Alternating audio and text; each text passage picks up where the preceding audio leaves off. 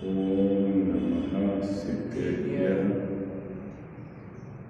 ओम नमः सिद्धेभ्यः। ओम नमः सिद्धेभ्यः। ओंकार बिंदु संयुक्तम नित्यं ध्यायन्ति योगिनः कामदं मोक्षदं चैव।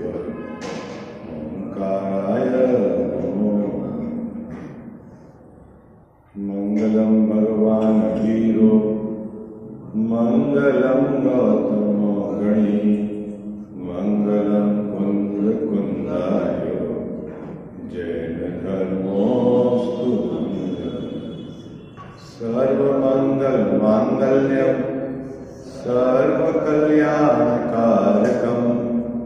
प्रधानां सर्वधर्माणां जैनं जयतु शासनम। जैनं जयतु शासनम। जैनं जयतु शासनम। इस भवतरु का मूल एक जानहु मिथ्या ताको कर निर्मूल अब करिए मोक्ष उपाय। करिए मोक्ष। जय बोलो देव शास्त्र गुरु की।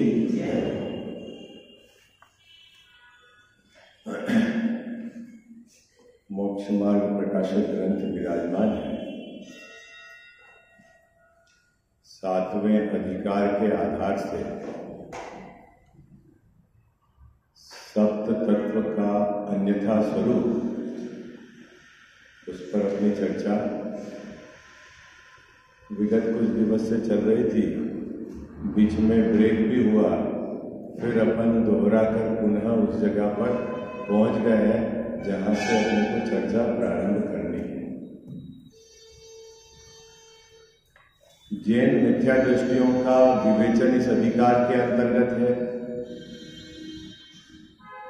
4 प्रकार के मिथ्या दृष्टि का वर्गीकरण टोडरमल साहब ने उनकी विपरीत श्रद्धा के कारण, क्या उसका मुख्य कारण है, उसके आधार से वर्गीकरण किया है। अपना जो प्रकरण चल रहा है वह व्यवहाराभासी मिथ्या दृष्टि, उसके अंतर्गत 4 भेदों की चर्चा करने के बाद संपूर्ण व्यवहाराभासी मिथ्या दृष्टि के किस प्रकार क्यों विपरीत श्रद्धा पाई जाती है, उसका यहाँ टोडरमल साहब ने स्पष्टीकरण किया है। देव, शास्त्र और गुरु के स्वरूप में अन्यथा किस प्रकार उसकी श्रद्धा है, उसकी चर्चा करने के पश्चात 7 तत्व संबंधी अन्यथा उसका जो स्वरूप है, अन्यथा रूप है, उसकी चर्चा अपन ने प्रारंभ की थी। 7वें अधिकार का मिथ्या दृष्टि सच्चे देव, सच्चे गुरु और सच्चे शास्त्र को ही मानता है। पहली बात आपके चित्त में ये स्पष्ट रखना। दूसरा, जिनेंद्र भगवान की आज्ञा को मानता है और जिनेंद्र भगवान के द्वारा जो कहे गए आप्त के वचन, उसके अनुसार जो शास्त्र रचित हुए हैं आचार्य परंपरा में, उनका ही वह स्वाध्याय करता है और उसको आचार्य भगवंत ने जो बात कही है उसका उसको विश्वास भी है। इतनी बात तो अपन ने कल चर्चा कर ली थी। इतना होने पर भी उसके मिथ्यात्व क्यों रह जाता है, टोडरमल साहब ने जो सूक्ष्म बिंदु उठाया है वह है कि उस जीव को भाव भाषण नहीं होता। अभी प्रश्न है, किसका भाव भाषण नहीं होता? क्या वास्तव में जीव को भाव भाषण होता ही नहीं है? तो बोले नहीं, उसको विपरीत भाव भाषण तो है, लेकिन यथार्थ भाव भाषण नहीं है। वह अपने को मनुष्य तो मानता है, वो अपने को 65 वर्ष का तो मानता है ना, लेकिन वो क्या नहीं मानता, वो मैं जीव हूं, शरीर और कर्म से रहित हूं, कब सदा।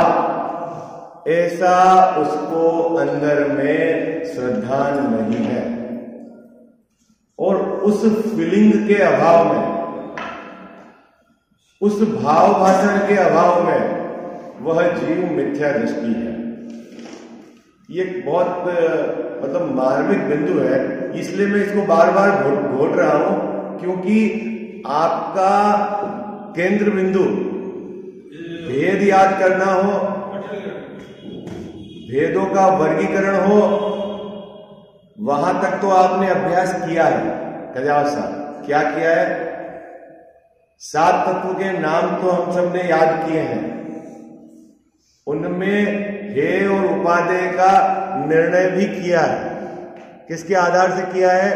शास्त्र के आधार से किया है, ठीक है। लेकिन क्या नहीं किया कि भाव भाषण नहीं किया। टोडरमल जी साहब ने उस भाव भाषण को मुख्य किया है।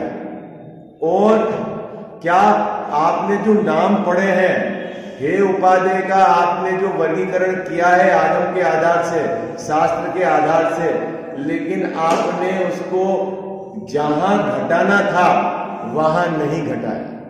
ये है मुद्दा, सबसे बड़ी बात तो है ना। कल एक बहन बोल रहे थे हे उपादेय और गे, वो तो हमने कभी सुना ही नहीं। थोड़ा आप उसको बताना, वो आए कि नहीं आए? नहीं आए, ठीक है। अच्छा, चलो। तो उन्होंने बोला आप थोड़ा सा बताना। तो अभी आप तो जानते हो ना सब, हे उपादेय गे किसको कहते हैं, मुद्दे वाली बात तो ये है। नहीं तो पता लगा कि जब आप जो सुना रहे हो वो हम सुन रहे हैं और काम चल रहा है। जब साहब हे किसको कहते हैं?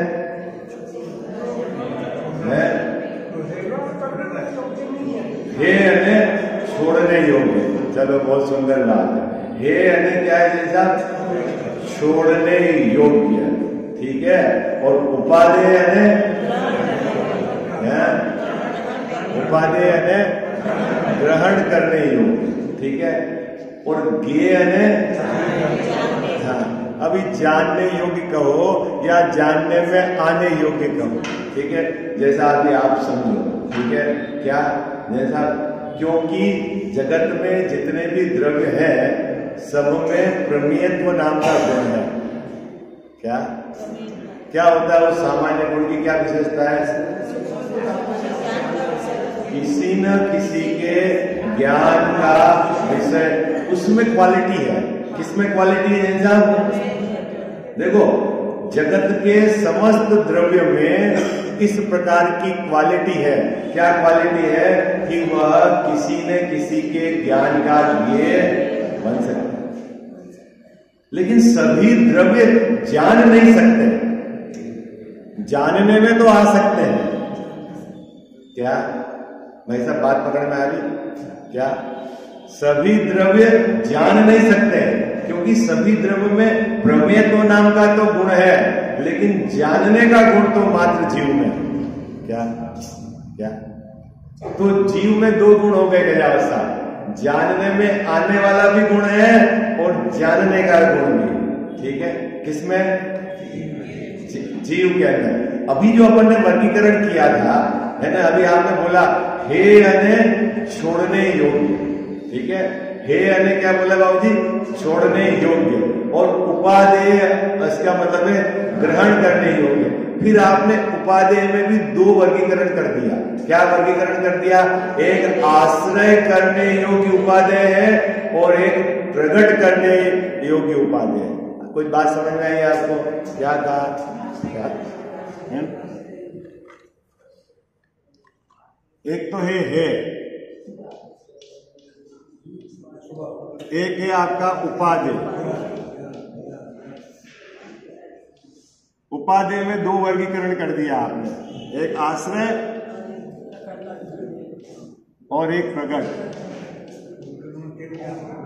ये क्या चक्कर है? बोलो अब कौन समझाएगा?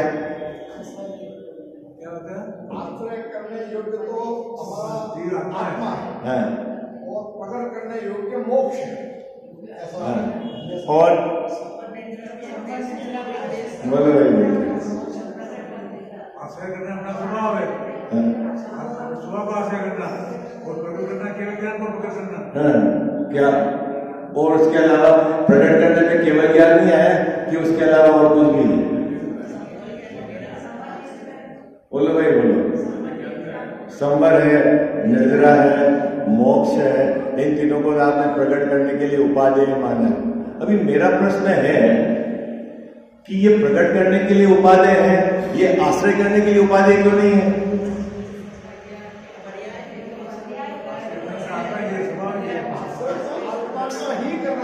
तो फिर मोक्ष और संवर और निद्रा आत्मा नहीं है? किसकी पर्याय है? किसकी पर्याय है? तो फिर उसका आश्रय क्यों नहीं करना?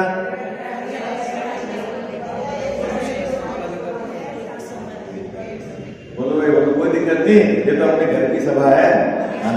आप बोलो।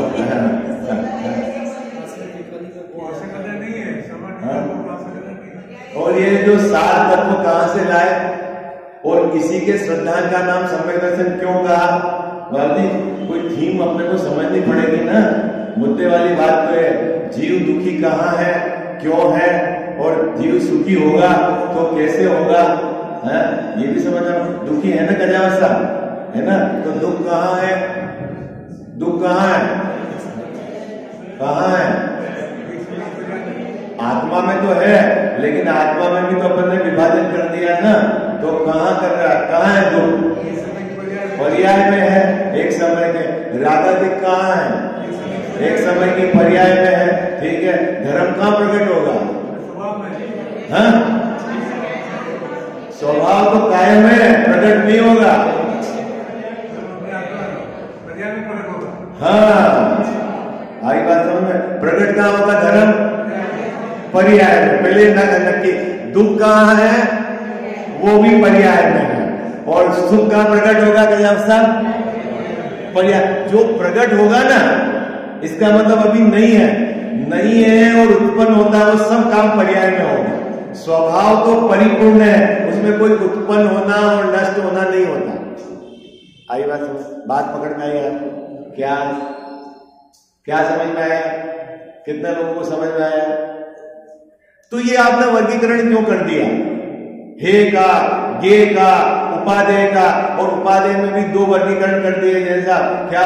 एक तो प्रकट करने के लिए उपादेय है और एक आश्रय करने के लिए उपादेय है। तो अब मेरा प्रश्न है, फिर प्रकट करने के लिए आपने उपादेय माना, कहा, तो उसको कैसे प्रकट करें? ठीक है, संवर प्रकट करने के लिए उपादेय है, ठीक है, निर्जरा प्रकट करने के लिए उपादेय है, लेकिन कैसे करें? कैसे करें? तो साहब संवर को पकड़ के बैठे हैं तो बोले संवर है का? अरे जिसके आश्रम बंद चल रहा है उसके संवर है का? देखो एक बात बताता हूं मैं आपको, है ना, आज बिल्कुल छोटी सी थीम समझाता हूं जैन दर्शन की। ठीक है, आपको एक पिक्चर क्लियर होगी कि जैन दर्शन क्या चीज है, और आपने उस डायरेक्शन में कभी सोचा है कि नहीं? बहुत सरल, और आप उस एंगल को पकड़ना कि क्या कहना चाह रहा है जैन दर्शन, है ना। अपन अभी एक उपादेय की तो चर्चा करें। जैन दर्शन क्या कहता है? सबसे पहले तो इस विश्व में कितने बाबूजी? अनंत द्रव्य है। ये तो आप सबको स्वीकार है, ठीक है भैया। कितने द्रव्य हैं? लोकेश जी वैसे कितने द्रव्य हैं? अनंत द्रव्य है।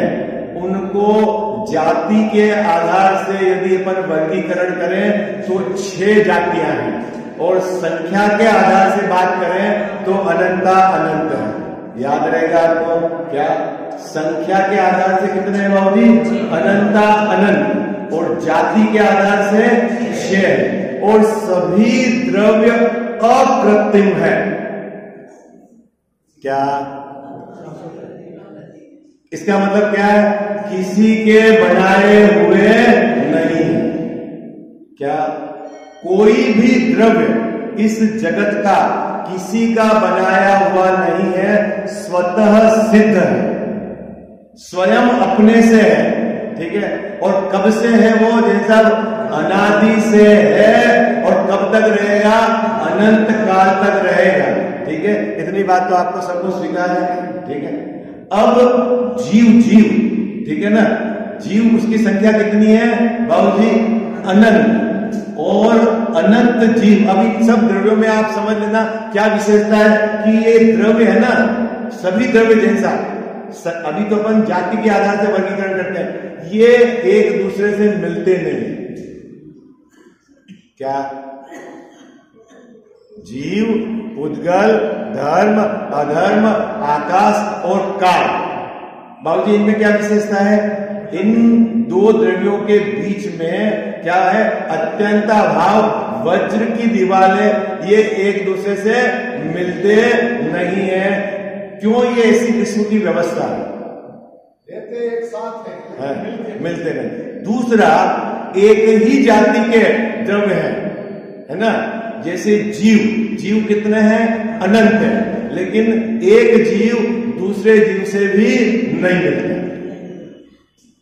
बात पकड़ में आ गई है? तो अपन कौन है बाबूजी? जीव है, अनादि अनंत है, स्वतः सिद्ध है और अपनी इस विश्व में एक आइडेंटिटी है। क्या है जैसा? अपनी विश्व में एक आइडेंटिटी है, वो किसी की कृपा से नहीं, मैं अपने से हूं। पहले ये नक्की करो, किससे हूं मैं? लोकेश भाई साहब, अपने से हूं मैं, मुझे किसी ने उत्पन्न नहीं किया। ये बहुत बड़ा इस जीव को भ्रम है। दो बहुत बड़ी गड़बड़ी है इसको मनुष्य पर्याय के अंदर। क्या गड़बड़ी है बाबूजी? कि इसको ऐसा लगता है कि माता पिता इनके कारण मेरी उत्पत्ति हुई है। भैया, देह तो आपकी बनी है, लेकिन जीव नहीं बना है। क्या?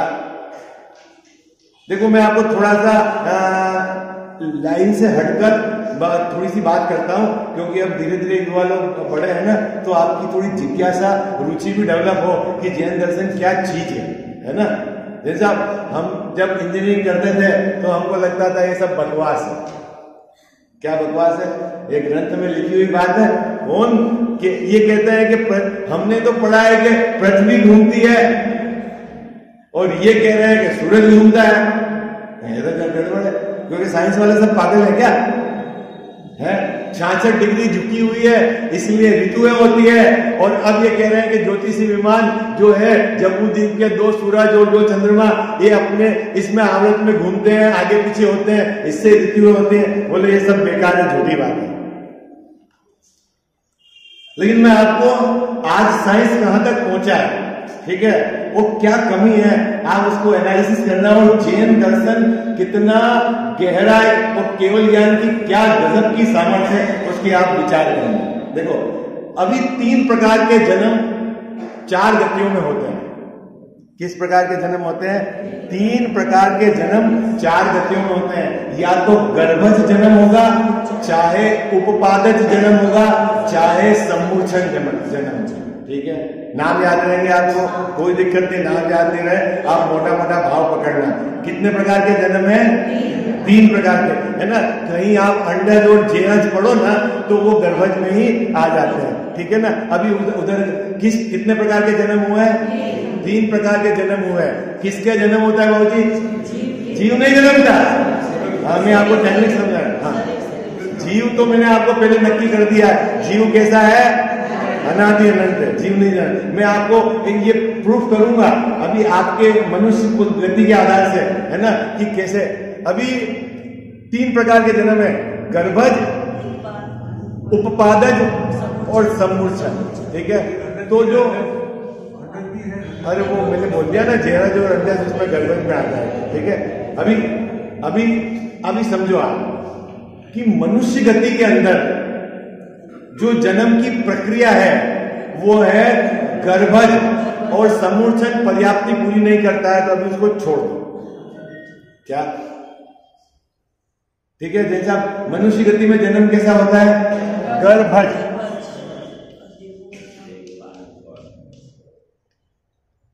देवगति और नरक में उपादक जन्म है, उसकी भी चर्चा अगर थोड़ी सी आपको 2 मिनट में कर लूंगा।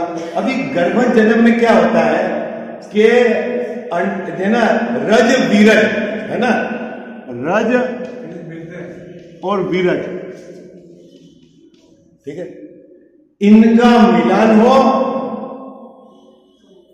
तो क्या देह बनती है, ऐसा आपने पढ़ा होगा क्या? मात पिता के रज वीरज बनकर मिलकर बनी देह तेरी। ओके, लेकिन समझना जीव नहीं है, वो बना। क्या लोकेश भाई साहब, जीव नहीं बना। क्या कंडीशन है कि जीव तो बना बनाया है बाबूजी, है ना। अकेली स्त्री बच्चे को पैदा नहीं कर सकती, मनुष्य परिवार की बात करना, ठीक है। और अकेला पुरुष बच्चे को जन्म नहीं दे सकता, ठीक है। और स्त्री और पुरुष यदि मिले भी तो भी जन्म दे, इसकी गारंटी नहीं। क्या ये क्या बात कर रहे हो आप? इतने सारे तो अभी ये तो सब हॉस्पिटल खुल गए, करोड़ों रुपए कमा रहे हैं। लेकिन मैं आपको बताता हूं कारण क्या है कि रज और वीरज भले मिले, लाखों की तादाद में मिलते हैं, लेकिन सभी मिलने पर जन्म नहीं होता। साइंस सिर्फ यहां तक पहुंचा है। कहां तक पहुंचा है लोकेश जी भाई साहब? साइंस यहां तक पहुंचा है। कहां तक पहुंचा है? कहां तक पहुंचा है गजानन साहब? कि जिनके ये नहीं मिलते हैं, साइंस ने इतनी स्टडी करके मिलाने का काम करा है, लेकिन कोई भी डॉक्टर ये गारंटी नहीं ले सकता कि ये मिलेंगे और इसमें जीव आएगा ही आएगा, ऐसा है नहीं। योग्यता होगी तभी वो जीव आएगा तो अन्य गति से अपना जो भी शरीर छोड़कर विग्रह गति से होता हुआ यहां आएगा, और उसको चलाने वाला कर्म का कारण शरीर है, और उसके साथ में उसका तेजस शरीर साथ में चल के आ रहा है। आई बात समझ? क्या कौन ला रहा है? कौन ला रहा है? आप ये नहीं समझ में आया लोकेश जी वैसा, ठीक है। अभी यहां मनुष्य पर्याय की क्या सिचुएशन है कि मान लो ये रज विरज मिला, ठीक है, ये आपने मिला, लेकिन यहां कोई जीव पैदा नहीं हुआ। जीव यहां आएगा, ये आएगा कहां से? अन्य गति में जो भी है, वो चाहे तिर्यंच हो, चाहे देव हो, चाहे नारकी हो। मनुष्य की बात करें ना, मनुष्य में तो तीनों गति से आ सकते हैं ना, तो वहां से वहां की देह छोड़ेगा। अब जब देह छूटी वहां की, तो उस जीव को कौन गाइड करेगा? विग्रह गति में गत्यानुकूल कर्म है, साथ में अष्ट कर्म जो है, 8 कर्म चल रहे हैं, और उसके साथ में तेजस मतलब कार्मान शरीर भी चल रहा है, और तेजस शरीर भी साथ में चल रहा है। किसके साथ? जीव के साथ चल रहा है। वह गाइड करेगा। क्या गाइड करेगा? कि कहां इसको जाना है। माँ बाप को कौन बच्चा होगा, अगर उसके बच्चे का अगर होना उसके योग लिखा हुआ होगा तो होगा, और नहीं लिखा हुआ होगा तो नहीं होगा। वो उसके पाप पुण्य के उदय के आधार से निर्धारित होगा। इसको वहां से चलाकर यहां तक कौन लाता है? कौन लाता है? हाँ, ये जो जीव है, ये जीव चलकर यहां आता है। आई बात समझ? कहां आता है? जीव पैदा नहीं होता है, चलकर आता है। चलकर आता है तो इसको गाइड करने वाला कौन है? कार्मान शरीर है। और यहां आने के बाद ये 6 पर्याप्ति पूरी करता है, ठीक है। 6 पर्याप्ति अंतर मुहूर्त में पूरी करता है, और फिर हड्डी शरीर ये जितने भी बनने हैं, इसके कर्म के निमित्त नैमित्तिक संबंध से बनने। अभी साइंस क्या कर रहा है? जैसा आपको कैसा बच्चा चाहिए? 6 फीट वाला चाहिए, पढ़ने वाला चाहिए, खेलने वाला चाहिए, ऐसा बच्चा अपन पैदा करें। Is it possible? साइंस की अभी ये खोज चल रही है। क्या खोज चल रही है? आपसे पूछा जाएगा बाबूजी, क्या दोनों हस्बैंड वाइफ आएंगे, उनसे पूछा जाएगा भैया आपको कैसा बच्चा चाहिए? जैसे स्टोर में जाते हो ना आपको, तो ऐसा हो जाएगा? क्यों नहीं हो सकता? कि इसका शरीर कैसा बनेगा, ये इसके साथ चलने वाले कार्मान का जो कार्मान शरीर है वो निर्धारित करें, ठीक है। इसकी आयु कितनी होगी, ये पूर्व भाव में आयु बांध के आया, उतनी आयु इसकी लेके आया वो पूरी होगी, ठीक है। इसको बाहर में किस प्रकार की परवरिश होगी, क्या मिलेगा, इस जीव के पाप पुण्य के आधार से मिलेगा। और ये पुत्र या पुत्री आपको सुख देगी आपकी लौकिक भाषा में, या दुख देगी ये आपके उदय के अनुसार होगा, इसमें इसका कोई रोल नहीं। आई बात सर? क्या क्या जीव पैदा नहीं होता है, ये तो यहाँ मनुष्य पर्याय में इस तरह का है कि गर्भ जन्म होता है। अगर आप स्वर्ग की बात करें, यदि आप नरक की बात करें, तो स्वर्ग में कोई वहां पर जो इंद्र या इंद्राणी कोई प्रेग्नेंट नहीं होती है, वहां उत्पादक जन्म होता है, एक सैया होती है, ठीक है। उसमें वहां जाकर जिस जीव को स्वर्ग में जन्म लेना है वहां जाता है और वहां पर्याप्ति पूरी करता है अंतर्मुहूर्त में, और एकदम युवा उठता है यंग। और नरक में बिल होते हैं, वहां जाता है एक जीव, कौन, ये विग्रह गति से होता हुआ पूर्व पर्याय को छोड़कर उसको वहां जाता है, और वहां जाके 6 पर्याप्ति पूरी करके औंधे मुंह गिरता है जिस नरक में इसको टपका जाना है। सही बात है। तो वहां कोई माँ बाप नहीं होते हैं। जब वहां माँ बाप नहीं है और वहां जन्म है, तो यहाँ माँ बाप है और ये जीव पैदा कर देंगे, ऐसा नहीं है। इस पर्याय की तो इस तरह की व्यवस्था है। आई बात? कितना समझ में आया आपको? ठीक है, यहां तक बात समझ में आ गई। क्या जीव कितने हैं? अनंत है। अभी चक्कर है कि हम सब जीव हैं, ये तो नक्की है, लेकिन हम दुखी हैं और दुख को मिटाना है। ओके, तो दुख कहां है और दुख मिटेगा कहां है? तो दुख क्या है? पर्याय में है और मिटेगा भी पर्याय में। आई बात समझ? इतनी बात आपको समझनी है। कहा दुख कहां है? पर्याय में, और मिटेगा भी कहां? पर्याय में। और जैसा जब से मैं संसार में हूं, मैं जीव हूं और अनंत गुण वाला हूं। कोई गुण किसी ने ऐड करा ऐसा नहीं, मिलके अपन सिकंजी बनाते हैं ऐसे अनंत गुण मिल गए और जीव बन गया, ऐसा नहीं। क्योंकि मैंने कभी भी द्रव्य क्षेत्र काल भाव का उल्लंघन नहीं किया। तो जो जीव है ना वो अनंत गुण वाला है और अनंत धर्म वाला। किसने मिला है लोकेश भाई साहब? गुण अनंत नहीं, अकृत्रिम। कितने गुण है मैंने में जैसा? अनंत गुण है। और धर्म कितने हैं? परस्पर विरोधी अनंत धर्म है। और ये अनंत गुण, अनंत धर्म, ये सब मिलकर इस जीव पने को टिकाए हुए हैं। ये न तो बिखर के अलग होते हैं, न कोई बाहर से अंदर मिलता है। इसकी जितनी भी इंटरनल एक्टिविटी होती है, इसके द्रव्य क्षेत्र काल भाव उसका कभी भी उल्लंघन नहीं करते। इतनी बात समझ में आ गई आपको? क्या मैं किसका उल्लंघन नहीं करता बाबू जी? किसका उल्लंघन नहीं करता कजाव साहब? मैं अपने द्रव्य, मतलब मैं जीव छोड़कर कभी भी अन्य द्रव्य रूप नहीं हुआ, अन्य जीव रूप नहीं हुआ। मेरा जो क्षेत्र है असंख्यात प्रदेशी, ठीक है, वो मेरा क्षेत्र है, वो मेरा फैलाव। अनंत गुण ये मेरे भाव है, और इन गुणों का जो परिणमन होता है ये मेरे काल,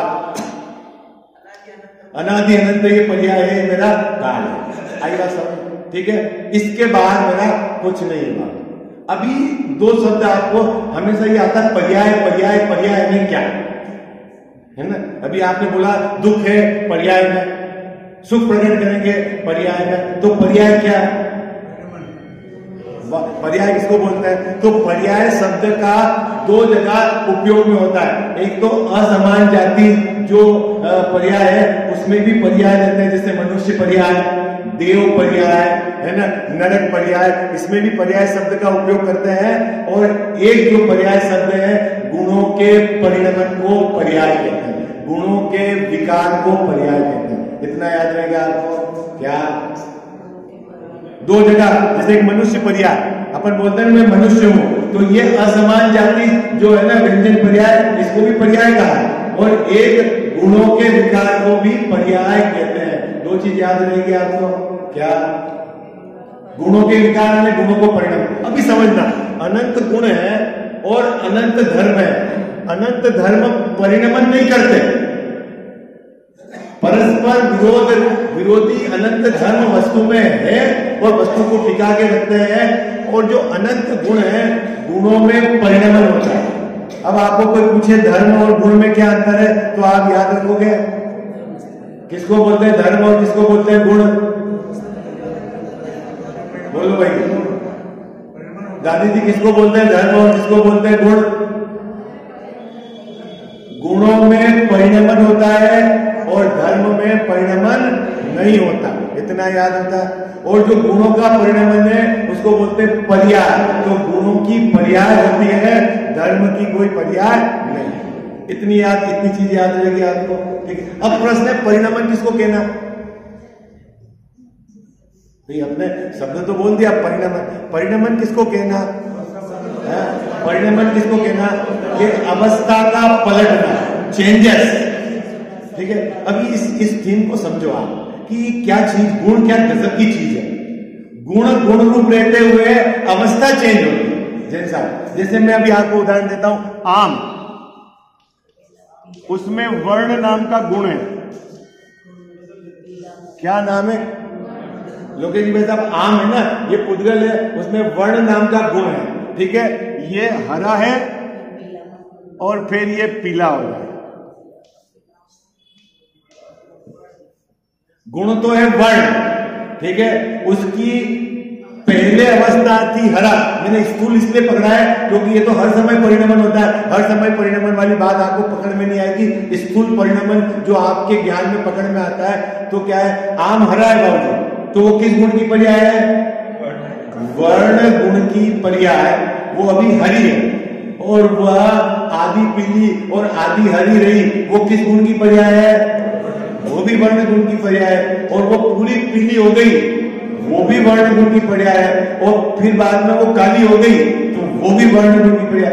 तो ये जो परिणमन हो रहा है, अवस्था पलटना होती है, वो कहलाता है पर्याय। वो गुणों की होती है और गुण कायम है उसको। अनंत गुणों का ये पिंड है। इतनी बात समझ में आई? अब मेरे में कितने गुण है? अनंत गुण। अब दुख कहां? तो पर्याय में, तो किस पर्याय में? क्या अनंत गुणों की पर्याय में दुख है? बोले ना।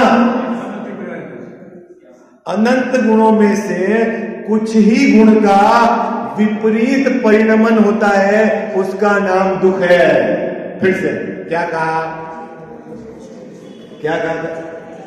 बाबू? गुण कितने हैं मेरे में?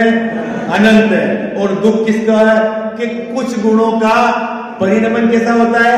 विपरीत, स्वाभाविक नहीं है। उसका नाम लिखा वैभाविक, समझाने के लिए, क्योंकि स्वाभाविक परिणमन सुख है और वैभाविक परिणमन दुख है। ये परिणमन गुणों का। कितने गुण है मेरे में? अनंत गुण है। परिणमन कितने का विपरीत हो रहा है? गिनती है ना, उनका ही परिणमन विपरीत हो रहा है, बाकी गुणों का परिणमन सही हो रहा है। अभी अपने यहाँ पर जैन धर्म के अंदर 3 गुण की विपरीतता की मुख्यता से ही कथन है। कितने बाबूजी? 3 गुण की विपरीतता। 3 गुण की विपरीतता का नाम दुख है और 3 गुणों का स्वाभाविक परिणमन, सही परिणमन, उसका नाम सुख है। इतनी बात समझ में? कहां पहुंच गए अपन? कहां पहुंच गए? 3 गुण किसके 3 गुण? मेरे 3 गुण, उसके विपरीत परिणमन, उसका नाम दुख। वो 3 गुण का वर्गीकरण है। पहला गुण तो है श्रद्धा, दूसरा गुण है ज्ञान और तीसरा गुण है चारित्र्य। इन श्रद्धा गुण की विपरीतता वो है मिथ्या श्रद्धा, ठीक है। ज्ञान गुण की विपरीतता है मिथ्या ज्ञान और चारित्र गुण की विपरीतता है मिथ्या चारित्र, है ना। ये तीनों मिथ्या दर्शन, मिथ्या ज्ञान, मिथ्या चारित्र, ये गुणों का वैभाविक परिणमन है, सो दुख है। क्या सब दुख का है? बच्चों में नहीं देखना, घर में नहीं देखना, संयोग में नहीं देखना। कहाँ देखना दुख? कहाँ देखना दुख? अरे भैया कहाँ है दुख? कहाँ है दुख? पर्याय में, है ना? क्या पर्याय? तो ये जो श्रद्धा की विपरीत पर्याय, इसको बोलते हैं मिथ्या दर्शन। ज्ञान की जो विपरीत पर्याय है, ये ज्ञान की पर्याय, लेकिन उसका नाम है मिथ्या ज्ञान। और चारित्र का विपरीत परिणमन, उसका नाम है मिथ्या चारित्र। यह वैभाविक परिणमन जब स्वाभाविक परिणमन रूप हो जाए तो ये जीव सुखी हो जाए, और ये वैभाविक परिणमन है सो ये दुख है। ठीक है, कितना सरल है जयेंद्र सर? क्या? तो अब इसका स्वाभाविक परिणमन क्या है? ये सम्यक दर्शन, ये स्वाभाविक परिणमन है। सम्यक ज्ञान, ये स्वाभाविक परिणमन है। और ये सम्यक चारित्र, ये स्वाभाविक परिणमन है। अब मेरे अनादि से मिथ्या दर्शन, मिथ्या ज्ञान और मिथ्या चारित्र चल रहा है। अब उसको स्वाभाविक परिणमन करना है, तो विधि क्या है ये बताना। बस यहां तक तो मैं पहुंच गया है। पर्याय में मेरे मोह राग द्वेष है, मिथ्या दर्शन है, मिथ्या ज्ञान है, और मैं रागादिक भाव में स्थिर हो रहा हूं। ठीक है, अब इन तीनों का काम क्या है इस वस्तु के अंदर, ये समझेंगे। वस्तु का इंटरनल स्ट्रक्चर समझेंगे, और क्या अपने को आश्रय करने भूत जो उपादेय कहा प्रकट करने के लिए कहा, उसको अपन घटाएंगे। अपना विषय भी डाइवर्ट नहीं हुआ, बस मैंने थोड़ा सा उसको फैला दिया है। मुझे हे, उपादेय और ये, और उसमें भी प्रकट करने योग्य और आश्रय करने योग्य, तीनों ये चारों बातें समझानी है। देखो समय अपना 9:30 बजे तक। अगर आप 40 मिनट का लाभ लोगे तो आप समय पे आ जाओगे। 45 मिनट का लाभ लेना। मैं यहाँ 9:30 बजे बंद कर दूंगा, ताकि जो युवा लोग, मुझे तो ताकत उसी में लगानी है, लोकेश भाई पे, गणेश भाई पे, क्योंकि 60-65 वालों का तो टिकट कब कटेगा है कोई पता नहीं है। हालांकि इधर का भी टिकट की कोई गारंटी नहीं है। सबसे ज्यादा इफेक्टिव काम तो वो पाठशाला वाले कर रहे हैं। वो तो मैं तो कह रहा हूँ जबरदस्त सम्मान का, हम लोगों को सम्मान देने के बनिस्बत उनको सम्मान देना चाहिए। बाबू जी, जब भी आयोजन हो, हम क्या कर रहे हैं? तो आप यहाँ को पढ़ा हुआ आपको सुना रहे हैं। असली मेहनत वो बच्चों के साथ कर रहे हैं, जिससे अपना मंदिर सुरक्षित रहेगा। जब भी कोई आयोजन हो तो जो पाठशाला चला है, संख्या बच्चे कितने आए उससे कोई लेना देना नहीं, लेकिन जो श्रम कर रहे हैं उनको निश्चित तौर पर आपको मंच पे बुलाना चाहिए, उनका सम्मान करना चाहिए, उनका हौसला बढ़ाना चाहिए, उनके साथ खड़ा रहना चाहिए, क्योंकि वो अपनी इस असेट को सुरक्षित रखेंगे। नहीं तो आपकी करोड़ रुपए की असेट कल ये क्या होगी, विपरीत मार्ग में चली जाएगी। विषय चर्चा। मिथ्यातम नाश वेकु, ज्ञान के प्रकाश वेकु, आपा पर भाषा वेकु, भानु सी बखानी है। छहु द्रव्य जान वेकु, बंध विधि भान वेकु, स्वपर पिछान वेकु, परम प्रमाणी है। अनुभव बताय वेकु, जीव के जताय वेकु, काहू न सताय वेकु, भव्य और आने हैं। जहाँ तहाँ तार वेकु, पार के उतार वेकु, सुख विस्तार वेकु, यही जिन वाणी है। जा वाणी के ज्ञान ते सूझे लोकालोक, सो वाणी मस्तक चढ़ो सदा देत हूँ धोख।